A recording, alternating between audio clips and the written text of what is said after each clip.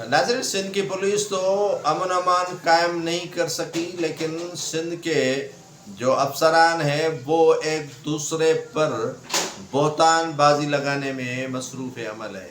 घोटकी के SP, DIG Sukkur, DIG Hyderabad ने अपना वो जो काम था वो करना ही छोड़ दिया, जिसकी वजह से अमन अमान की सूरत हाल इतनी बिगड़ चुकी है कि लोग अमन के लिए तरस रहे हैं। शिकारपुर हो, घोटकी हो, कश्मीर हो, ठुल हो, जेकबाद हो, कदकोट हो, वहाँ अमन अमान की बदतरीन सूरत हाल है और लोगों ने एहतजाज का सिलसिला शुरू कर रखा है। कई इंडस हाईवे बंद किए गए हैं, कई जो है वो रास्ते ब्लॉक किए गए हैं और एहतजाज का सिलसिला शुरू है।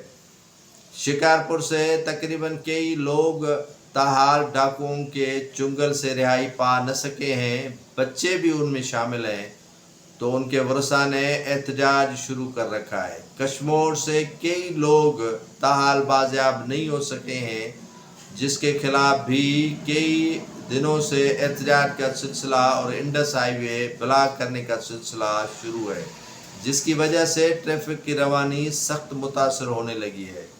कंदकोट में बदअमनी भत्ताखोरी के खिलाफ भी एहतजाज जारी है।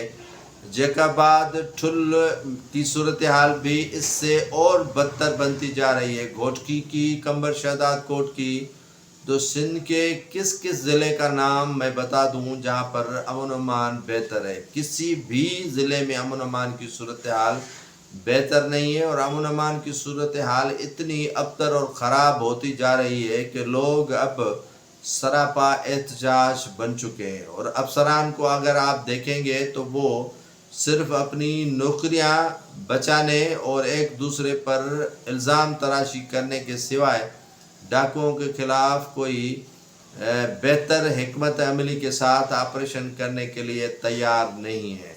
और आवाम जो है वो सरापा एहतजाज बनी हुई है और एक ही मुतालबा दोहराया जाता है कि खुदा के लिए उनके प्यारे बाजियाब करवाए जाएं और सिंध का जो बिगड़ा हुआ अमन अमान है या अमन अमान की बिगड़ी हुई सूरत हाल है उसको बेहतर बनाया जाए।